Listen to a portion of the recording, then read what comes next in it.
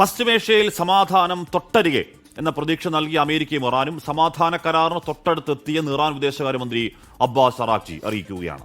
അറാക്ചിയുടെ സമൂഹ മാധ്യമ കുറിപ്പ് അമേരിക്കൻ പ്രസിഡന്റ് ഡൊണാൾഡ് ട്രംപും പങ്കുവച്ചിട്ടുണ്ട്. ധാരണാപത്രം നാളെ സ്വിറ്റ്സർലൻഡിലെ ജനീവയിൽ വെച്ച് ഒപ്പിടും എന്നാണ് സൂചന. അമേരിക്കയിൽ നിന്ന് മധു കൊട്ടാരക്കര ചേരുന്ന വിവരങ്ങളുമായി. മധുചേട്ടാ, ഗുഡ് മോർണിംഗ്. അപ്പോൾ ഏറ്റവും ചുരുങ്ങിയ പക്ഷേ ഒരു 40 തവണയെങ്കിലും ഡൊണാൾഡ് ട്രംപ് കരാറാവുന്നു എന്ന് പറഞ്ഞുകൊണ്ടിരുന്നതാണ്. ഒന്നും സംഭവിച്ചിട്ടുണ്ടായിരുന്നില്ല. അതുപോലെ അല്ലെന്ന് തോന്നുന്നു ഇത്തവണ കുറച്ചുകൂടി അഡ്വാൻസ്ഡായി കുറച്ചുകൂടി സമാധാനത്തിന്റെ പ്രതീക്ഷ വരുന്നുണ്ട്. അത്തരം ഒരു പ്രതീക്ഷയിലാണ് ഹാഷ്മി എല്ലാ ആൾക്കാരും. ഈ കരാറിന്റെ തൊട്ടടുത്ത് എത്തി എന്നുള്ള സൂചന ഇറാനും കൂടി നൽകുന്നതോടുകൂടി നമുക്കും ആ പ്രതീക്ഷ വെച്ച് പുലർത്താം.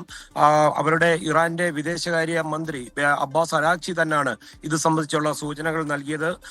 ഇത്തരം ഒരു കരാറിന്റെ തൊട്ടടുത്ത് എത്തി എന്നാണ് അറാക്ചി പറയുന്നത്. അതേസമയം ഈ ഇറാൻ മാധ്യമങ്ങളിൽ ഇതിന്റെ ഒരു കരട് രൂപം പുറത്തു വന്നതിൽ ഡൊണാൾഡ് ട്രംപ് അതൃപ്തി പ്രകടിപ്പിച്ചിരുന്നു. അതിനെ തുടർന്ന് ഈ മാധ്യമങ്ങളിൽ വരുന്ന ഊഹാപോഹങ്ങൾ ഈ കരാറുമായി ബന്ധപ്പെട്ടുള്ളത് വിശ്വസിക്കരുത്. ഈ അന്തിമ കരാർ ഒപ്പുവെച്ചതിന് ശേഷം മാത്രമേ ഈ വിവരങ്ങൾ പുറത്തുവിടൂ. അതുകൊണ്ട് ഇത്തരം വാർത്തകൾ നൽകുന്നതിൽ നിന്ന് മാധ്യമങ്ങൾ മാറി നിൽക്കണമെന്ന് രണ്ട് രാജ്യങ്ങളുടെ പ്രതിനിധികൾ ആവശ്യപ്പെട്ടിട്ടുണ്ട്. ഇത് 2 സ്റ്റേജായിട്ടായിരിക്കും ഈ കരാർ നടപ്പിലാക്കുക. 60 ദിവസത്തെ സമയം സെക്കൻഡ് സ്റ്റേജിലുള്ള വിഷയങ്ങൾ പറഞ്ഞു തീർക്കാനായിട്ടുണ്ട്. പ്രധാനമായിട്ടും യുദ്ധം ഉടൻ അവസാനിപ്പിച്ച് ഹോർമൂസ് കടലിടുക്ക് തുറന്നു കൊടുക്കുക. അതുമാത്രമല്ല ഇറാന്റെ മരവിപ്പിച്ച ആസ്തികളിലും ഒരു തീരുമാനമുണ്ടാകുവാനുള്ള സാധ്യതയുണ്ട്. അതേസമയം ഇസ്രായേൽ മുന്നോട്ട് വെച്ച ബാലിസ്റ്റിക് മിസൈൽ പൂർണ്ണമായിട്ടും ഇല്ലാതാക്കണമെന്നുള്ള ഒരു കാര്യം ഈ കരാറിൽ ഇപ്പോൾ പറയുന്നില്ല. എന്നാൽ ആണവായുധം ഇറാൻ കൈവശം വെക്കരുത്, അത് മുൻനിർത്തിയായിരുന്നല്ലോ ഈ പശ്ചിമേഷ്യയിലെ യുദ്ധം. അത് സംബന്ധിച്ചുള്ള ചർച്ചകൾ ഈ 2ാം സ്റ്റേജിൽ ഈ 60 ദിവസത്തെ ആ ദിവസങ്ങളിലുള്ളിലായിരിക്കും ചർച്ച ചെയ്ത് ഒരു തീരുമാനത്തിലേക്ക് എത്തുക.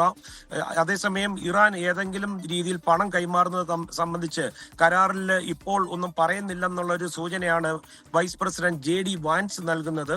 ഇറാന്റെ മുന്നോട്ടുള്ള പ്രതികരണങ്ങൾ എങ്ങനെയായിരിക്കുമെന്ന് സൂക്ഷ്മമായി നിരീക്ഷിച്ചതിന് ശേഷമായിരിക്കും ഏതെങ്കിലും രീതിയിലുള്ള സാമ്പത്തിക ആനുകൂല്യം നൽകുന്നതാണ് JD വാൻസ് പറഞ്ഞിരിക്കുന്നത്.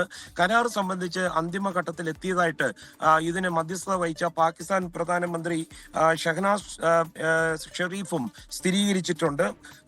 അതുമാത്രമല്ല ഈ സ്വിറ്റ്സർലൻഡിലെ ജനീവയിൽ വെച്ചായിരിക്കും ഈ കരാർ വരും മണിക്കൂറുകളിൽ ഒപ്പുവെക്കാനുള്ള സാധ്യതയുണ്ടെന്നും പറയപ്പെടുന്നു. JD വാൻസ് ആയിരിക്കും ഒരുപക്ഷെ അമേരിക്കയ്ക്ക് വേണ്ടി ഈ കരാർ ഒപ്പിടുക. കാശ്മീർ നേരത്തെ സൂചിപ്പിച്ചതുപോലെ ഈ സമാധാനത്തിന്റെ വെള്ളരിപ്രാവ് പല പ്രാവശ്യം കൂടിന്റെ വാതിക്കലെത്തി. ഈ പ്രാവശ്യം അത് പറന്നുയരുമെന്ന് നമുക്ക് പ്രതീക്ഷിക്കാം. കാശ്മീർ അമൃത. എവിടെ നിൽക്കുന്നേ? ഞാൻ അമേരിക്കയില്. അതല്ല അമേരിക്കയിൽ എവിടാണ്? സാധാരണ കാണുന്ന ഒരു ബാക്ക് ഡ്രോപ്പ് അല്ല, അമേരിക്ക ജംഗ്ഷനിലാണോ? ഇത് ന്യൂജേഴ്സിയിൽ ഇതൊരു കടയുടെ വാതിക്കലാണ്. കാശ്മീർക്ക് രാവിലെ കാപ്പിക്ക് പാല് വാങ്ങിക്കാൻ നമ്മൾ ഒരുമിച്ച് ചേർന്ന സ്ഥലം. അതെ മനസ്സിലായി. ഓക്കെ അപ്പോൾ സുഖമായിട്ട് പോയി കിടന്നു രാത്രി. Okay, thank you. അപ്പോൾ എനിക്ക് മധുചേട്ടനാണ്. ഞാൻ അമേരിക്ക പോയപ്പോൾ മധുചേട്ടൻ്റെ വീടിനടുത്ത് എൻ്റെ ബാക്കിൽ കുറച്ചും കൂടി വരണം, വരുമ്പോൾ നല്ല രസമുള്ളൊരു സ്ഥലമാണ് അവിടെ നിൽക്കുന്നത്. അപ്പോൾ അത് തന്നെയാണോ എന്ന് ഉറപ്പിക്കാൻ ഞാൻ ചോദിച്ചത് യഥാർത്ഥത്തിൽ. അപ്പോൾ ഇവിടെ അമേരിക്കയിലാണ് അവിടെ എന്തോ മധുചേട്ടൻ.